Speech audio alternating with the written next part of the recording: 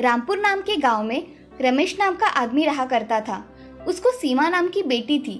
बेटी दिखने में बड़ी खूबसूरत और होशियार थी। सीमा की माँ जल्दी गुजर जाने के कारण रमेश घर के सारे काम सीमा को बताता था। वो नन्ही सी जान फिर भी चुपचाप सब सह लेती थी और काम किया करती थी। रमेश को दारू की बहुत बुरी लत लग जाती है और वो हमेशा नशे में धुत रहता है। अपनी बेटी से काम करवाता है। सीमा एक दिन किताब पढ़ रही थी, तभी रमेश घर आया और उसने सीमा से कहा, हे सीमा, तुमने खाने में क्या बनाया है? बापू, मैंने खाने में दाल चावल बनाया है, अभी परोस दूं? सीमा, तुम्हें और कुछ बनाना नहीं आता? कुछ दिनों बाद ससुराल जाओगी तो मेरा नाक कटवाओगी क्या? मुझे जल्दी शादी नहीं करनी बापू, मुझे पढ़ना है। पढ़ के तू क्या करेगी? बापू, मैं पढ़ लिख कर तुम्हारा नाम रोशन करूंगी। तुम्हें एक भी शिकायत का मौका नहीं दूंगी। अब जल्द ही तुम्हारी शादी करवानी पड़ेगी मुझे। नहीं बापू, मुझे पढ़ना है। मेरी इतनी जल्दी शादी मत करवाओ। वो मैं तय करूंगा, तुम मत सिखाओ मुझे। खाना खाकर रमेश सो जाता है। तभी सीमा एक जगह बैठकर मन में सोचती है, बापू ने माँ को भी ऐसे ही बोल बोल के हैरान कर दिया था, इसीलिए वो जल्दी मर गई और अब ये मेरी शादी करवाना चाहते हैं। मैं अब क्या करूं? मुझे तो कुछ समझ में नहीं आ रहा। सुबह बापू से बात करूंगी, शायद उन्हें समझ में आ जाए। ऐसा सोचकर सीमा थोड़ा बहुत खाना खाकर सो जाती है।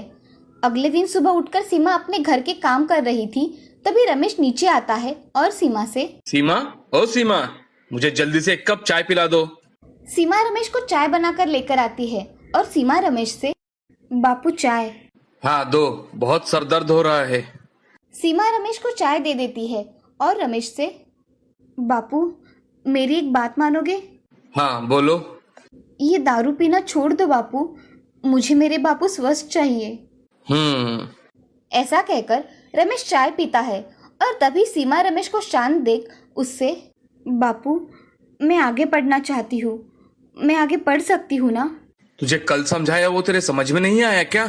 कुल की लड़कियां घर का कामकाज करती है, ना कि बाहर का काम, समझी? चुपचाप से ये पढ़ाई छोड़ दे, वरना मैं तेरी सारी किताबें जला दूंगा। ऐसा कहकर रमेश वहां से जाने के लिए निकलता है। तभी सीमा बापू से, बापू मैं पढ़ लिख कर कुछ बनना चाहती हूँ, बापू आप मुझे पढ़ने देंगे ना? तुम्हें एक बात सीधे सीधे समझ में नहीं आती है क्या? बापू मैं पढ़ लिख कर जिंदगी में कुछ बनना चाहती हूँ, मगर तुम हो कि मेरी शादी करने पे तुले हो।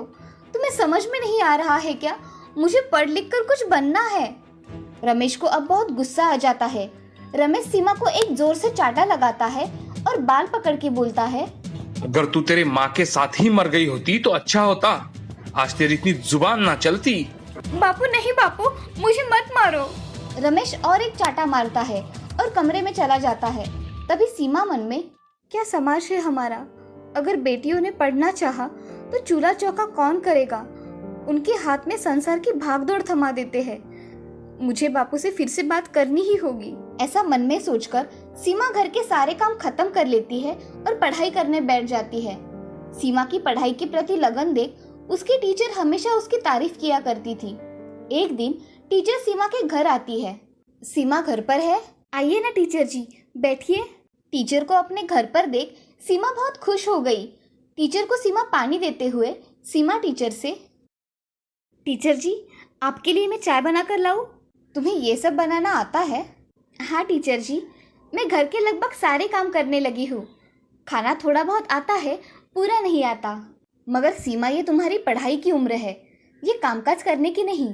मेरे बापू मेरी शादी करवाना चाहते हैं। मैं शादी नहीं करना चाहती हूँ, मुझे आगे पढ़ना है। मैं तुम्हारे पिताजी से बात करके देखूंगी, मान गए तो ठीक है। ऐसा कहकर टीचर वहां से पानी पीकर निकल जाती है।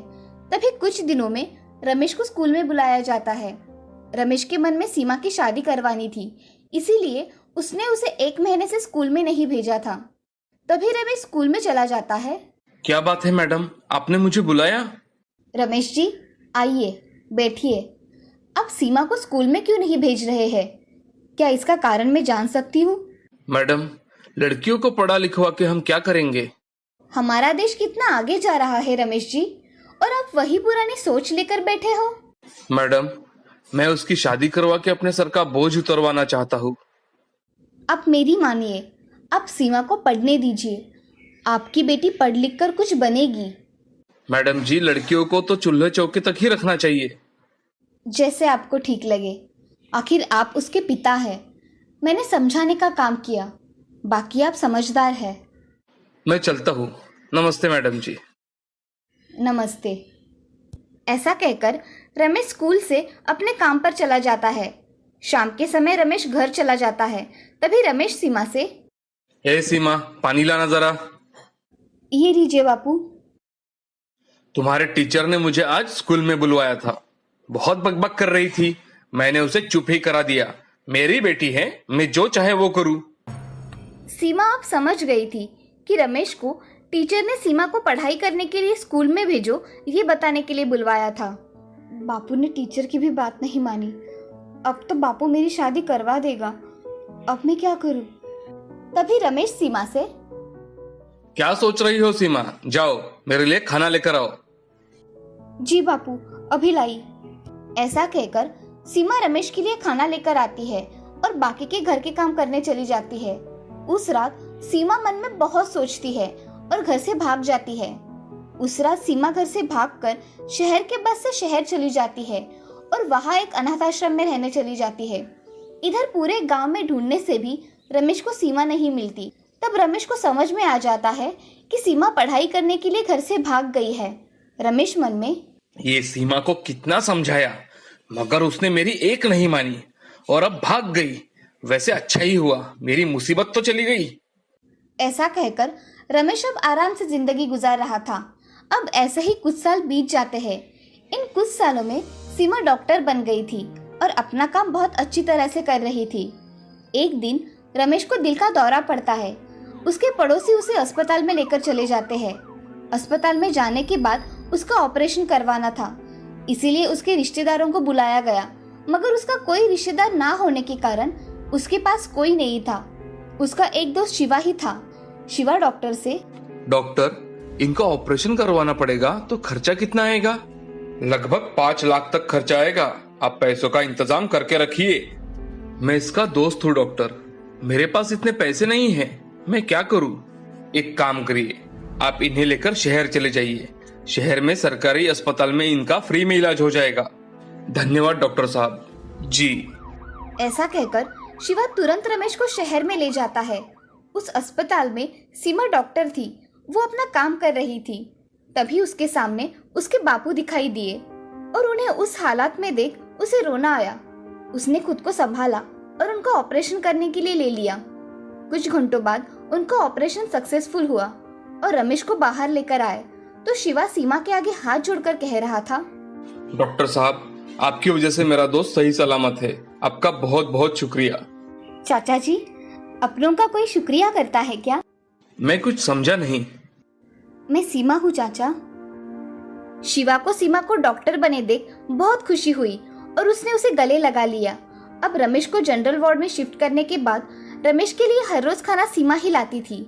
एक दिन रमेश सीमा से, ये खाना जैसे कहीं खाया हुआ लगता है, कहाँ वो समझ नहीं आ रहा।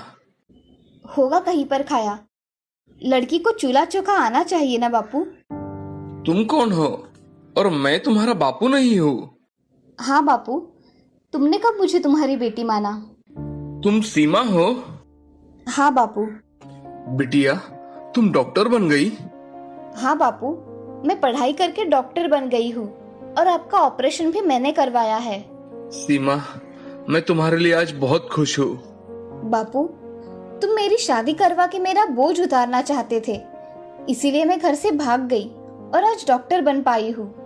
बेटी, मुझसे बहुत बड़ी गलती हो गई। मुझे माफ कर दो बेटी, मुझे मेरी गलती सुधारनी है। कृपया मुझे माफ कर दो। ऐसा कहकर रमेश फूट फूट कर रोने लगा। उसे देख सीमा के आंखों में आंसू आ गए और सीमा ने उन्हें शांत करवाया और उनके गले लग गई। ये सब देख शिवा भी बहुत खुश हो गया। अब रमेश का स्वभाव बहुत बदल गया था। अब रमेश को अपनी बेटी पर गर्व महसूस हो रहा था।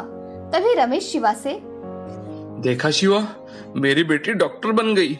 इसने मेरा नाम रोशन कर दिया। मैं बहुत खुश हूँ। हाँ रमेश, सच में सीमा ने तुम्हारा नाम रोशन किया है। अब कुछ दिनों में रमेश की अस्पताल से छुट्टी हो जाती है और अब रमेश और सीमा खुशी खुशी एक साथ रहने लगे थे। अब रमेश को पता चला था कि बेटा और बेटी का दर्जा एक जैसा ही होता है, उनमें कोई कम या ज्यादा नहीं होता। लड़कियों को समान दर्जा मिलना चाहिए, उन्हें भी खुद की जिंदगी जीने का पूरा हक है और उन पर कोई जोर जबरदस्ती नहीं करनी चाहिए।